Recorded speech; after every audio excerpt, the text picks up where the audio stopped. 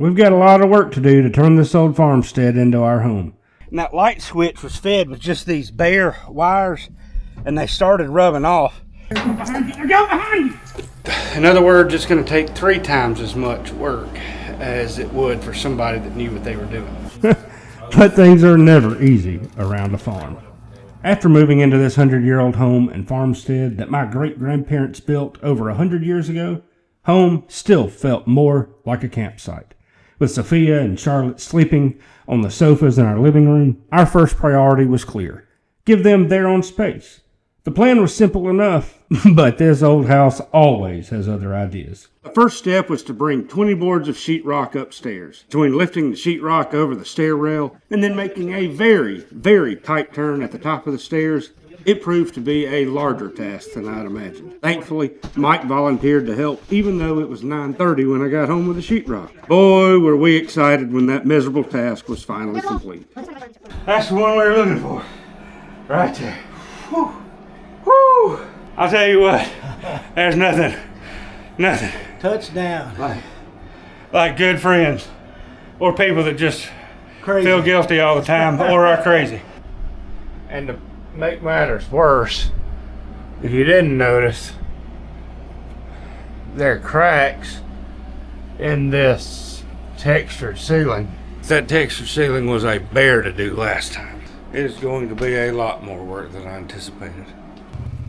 The next day, I went to catch up on some neglected farm chores. I'd barely slept the night before, and I was completely overwhelmed. I'd never hung or finished sheetrock, and had only patched small holes.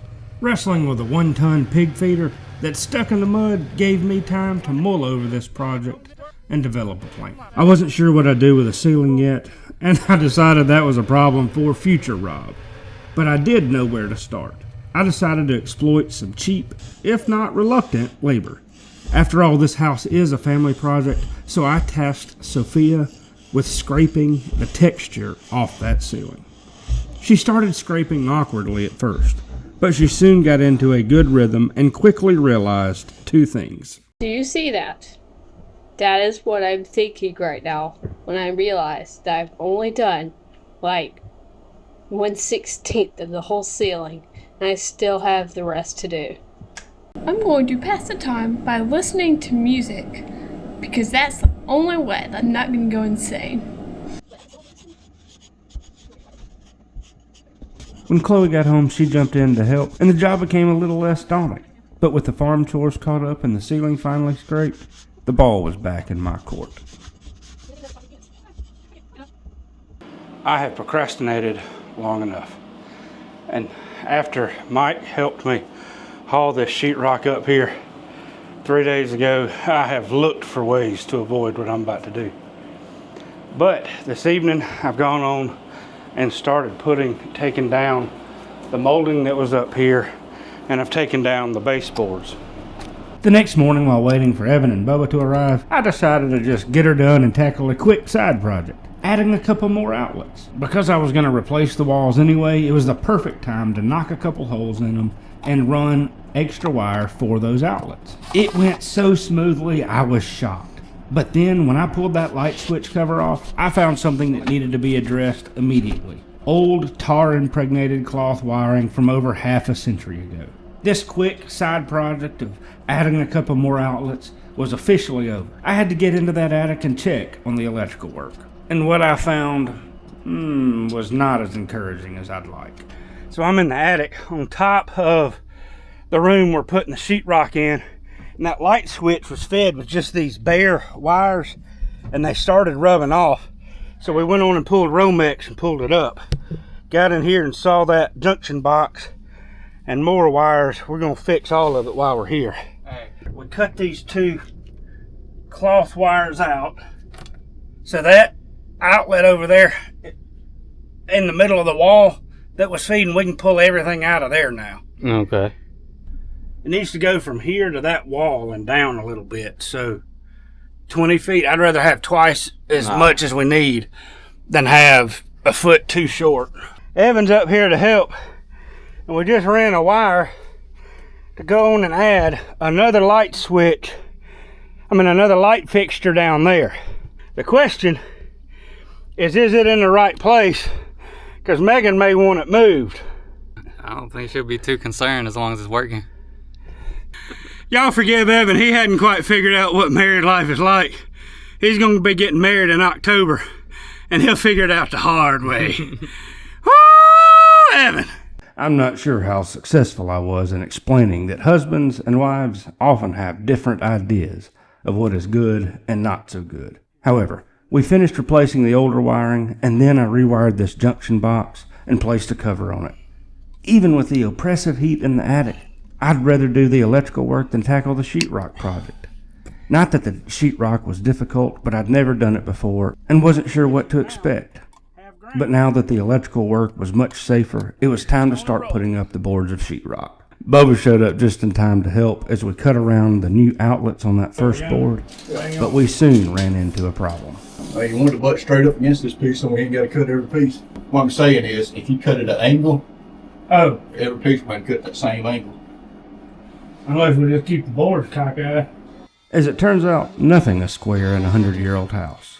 And worse than that, the studs in the walls varied between 21 and 23 inches apart. If they were the standard 16 or even 24 inches, it would be so much better. Oh, that's the edge of it right there. So really, if we come down right there. Yeah, see what I'm saying? The edge is right here. Yeah, I know. What I'm wondering is, did we cut the board straight? But as it is, we'd have to cut every 48-inch wide board to hit the studs. Interestingly enough, the original studs are rough cut lumber with actual measurements of 2.5 by 3.5 inches rather than the standard 2x4. Now, while all of this adds character to this old house, that character was making it extremely difficult to work with. That first wall took forever to find the studs, and then we had to trim each board of sheetrock. But every other wall went so much quicker because there were wood walls behind the sheetrock. I can't imagine how many stories those walls have seen over the last 100 years. Chloe got home and helped, and we finally finished hanging all the sheetrock that day. A couple days later, I summoned the fortitude to try my hand at taping sheetrock without any help or experience. We got the wallboard up on all these areas. This is the first time we've actually been up here since I installed the air conditioner, and we had to take the deadgum thing out yesterday. I'm gonna have to retrim it and all that anyway, so I'm glad I spent 3 hours before we started doing any painting to put that air conditioner in here. But I'm gonna go on and start taping. I have no idea what I'm doing, so I'm gonna do it over here on this wall first, because it's the one that's seen the least, since it's a learning curve, and we'll go from there. Taping and mudding the sheetrock joints was much easier than I had anticipated. Frankly, the uncertainty about how to do it was worse than actually getting it done.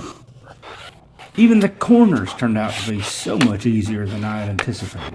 The biggest problem with the whole taping and mudding the sheetrock was the monotony of the task. It was a series of taping and mudding, coming back and sanding and mudding. I was getting very good at it, or so I thought, until I had a startling revelation. I'm not sure what I was thinking up here, because I have a lot of sanding to do. I didn't do a good job of floating these edges, so before I put what I hope will be the final coat of mud on the wall, I'm going to have to do a good bit of sanding to make up for not feathering the edges along the walls. Let me show you what I'm talking about. Now, little tool marks like that right there will just scrape up and be fine. But then there are major divots and stuff like that I'm going to need to scrape and try to feather with a sander. In other words, it's going to take 3 times as much work as it would for somebody that knew what they were doing. When I'd finally finished mudding all that sheetrock, the next task in the room was to tackle that textured ceiling. I wasn't quite ready to finish that project yet, but there were a few things around the house that needed to be fixed.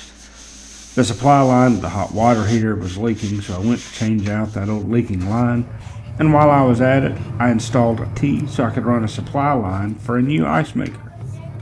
We always use a lot of ice around the farm, especially during the summer.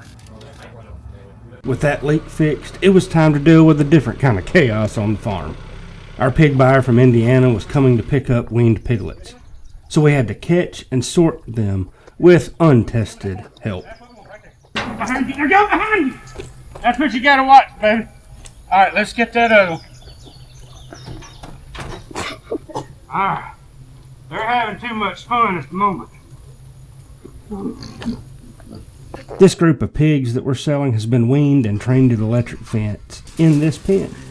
But the work on restoring the house had delayed sorting through the pigs that we would keep on the farm for breeders and the pigs that we'd be selling.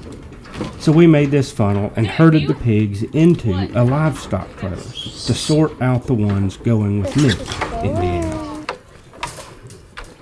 Hey! Hey, pigs! Hey! So Nick here with me is picking these pigs up, and he is a professional pig wrangler. In fact, that's all he's been doing the last 2 days. Yep. So is that an easier or difficult way of catching 30 some odd pigs? It's probably the best way I've seen. It is. Better than what I do. I build obstacle courses, and you gotta... You gotta jump through them, yeah. Well, even with the setup that took 30 or 40 minutes, it still wasn't bad. Over less than an hour.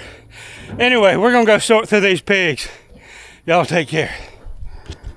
We got those 31 piglets caught and loaded in the livestock trailer. We did sort out 8 or 9 of them that needed to stay here for various reasons. But we've got to go get more that are out in the field and put them in the training pen. We have got a passel of kids here to help. I don't know how this is going to go. But I found that most of the time it's easier to ride right out into the field with a side-by-side and a dog kennel like this one right here in the bed of it. And put some feet on the ground, pick them up by the back legs, and put them in. Now that we have all the animals in the livestock trailer, I think we're ready to get going. Now with that set of pigs on the road to Indiana, we're catching pigs out of the pasture with their mothers. The easiest, smartest way I found to do this is to pick them up by their back legs while they are eating. The back legs are strong and it doesn't hurt the pigs, despite what it looks like. They don't like being held up high off the ground. Then when we put them in the pen, we lift them under their midsection. If the smart way fails, then the kids are here for their energy and brawn to catch the pigs while they're in the open pasture. Now these will go into the training pen that 31 pigs came out of. And then when they're weaned, they'll be sold or kept for breeders as well.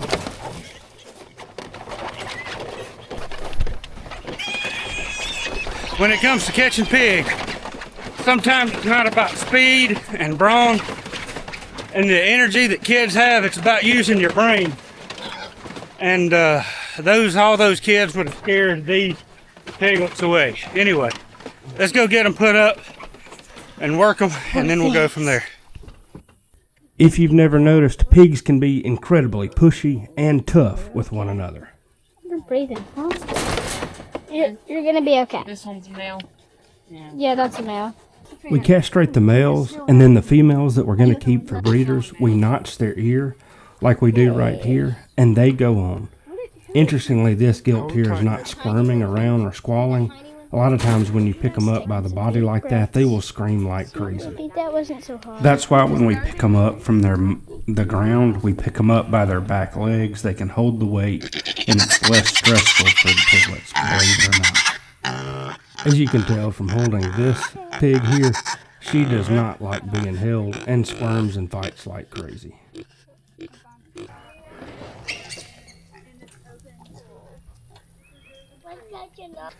She's having a hard time learning that she can't get through that electric fence there. We got a lot done this time.